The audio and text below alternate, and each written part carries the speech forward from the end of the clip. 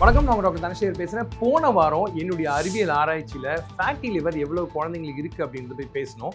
இந்த fatty லிவருக்கான treatment ரொம்ப கன்விக்ஷனோட சொன்ன ஒரு விஷயம் என்னன்னு கேட்டிங்கன்னா வெயிட் லாஸ் தான். ஸோ குழந்தைங்களுக்கு வெயிட் லாஸ் பண்ணலாமா, குழந்தைங்க வெயிட் லாஸ் பண்ண எந்த விதமான டயட் சாப்பிடணும் அப்படின்றத பற்றி தான் இன்றைக்கி பேச போகிறோம்.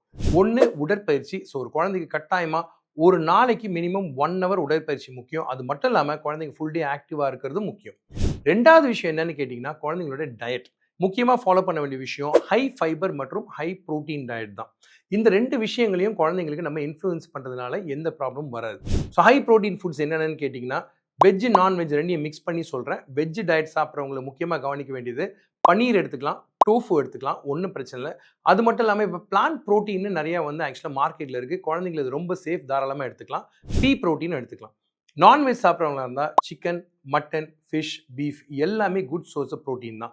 எக்கு ஒரு ஹோல்சம் ஃபுட்டுன்னு சொல்கிறாங்க. எல்லாருமே கேட்குற ஒரு கேள்வி, குழந்தைங்களுக்கு எவ்வளோ முட்டை கொடுக்கலாம்னா, ஒரு முட்டை ஒரு நாளைக்கு ஒன்றும் பிரச்சனை இல்லை. நல்ல உடற்பயிற்சி செய்யக்கூடிய குழந்தைங்களா இருந்தால் ஒரு நாளைக்கு 2 முட்டை சாப்பிட்லாம்.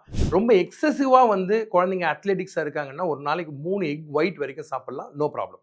ஸோ இதை நீங்கள் ஹை ப்ரோட்டீனில் ஞாபகம் வச்சுங்க. பாலை பற்றி அப்புறமா பேசுகிறேன். ஹை ஃபைபரை பற்றி பேசுவோம். ஃபைபர் அப்படின்றது ஒரு முக்கியமான காம்பனன்ட். ஒரு குழந்தைக்கு ஒரு நாளைக்கு எவ்வளோ ஃபைபர் அப்படின்னு கேட்டிங்கன்னா ஏஜ் +5. ஒரு உதாரணத்துக்கு ஒரு குழந்தைக்கு பேசிக்காக 5 வயசு இருக்காங்கன்னா அவங்க 10 கிராம் வரைக்கும் ஆக்சுவலாக ஃபைபர் எடுத்துக்கலாம்.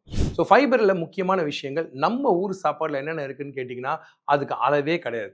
வாட்டர் பேஸ்ட் வெஜிடபிள்னு சொல்லக்கூடிய சொரக்காய், பூசணிக்காய், சௌச்சௌ, கீரையில் பார்த்தீங்கன்னா முருங்கீரை, அரைக்கீரை, சிறுகீரை, புளிச்சக்கீரை, பாலக்கு, இது எல்லாமே நல்ல source of fibres from vegetable.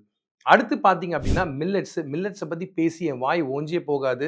திணை, சாமை, வரகு, குதிரைவாளி தாராளமாக யூஸ் பண்ணலாம், ஒன்றுமே பிரச்சனை இல்லை. Millets is very safe. இது எல்லாமே ஆக்சுவலாக பார்த்தீங்கன்னா உங்கள் குழந்தையோட பிளேட்டில் பாதி போர்ஷன் மேலே இருந்தாங்க அப்படின்னா வெயிட் லாஸ்க்கு அது கண்டிப்பாக ஃபெசிலிட்டேட் பண்ணும். சுகரை கம்ப்ளீட்டாக கட் பண்ணாமல் மாடரேஷன் எடுத்துக்கிட்டிங்கன்னா பிரச்சனையே வராது.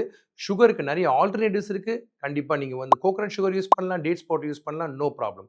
Exercise and diet is very good combination. குழந்தைங்க தூங்க வேண்டிய கட்டாயத்தை மறந்துடாதீங்க. 8லேருந்து 10 மணி நேரம் தூங்கினாங்கன்னா மட்டும்தான் வெயிட் லாஸ் ஆகும்.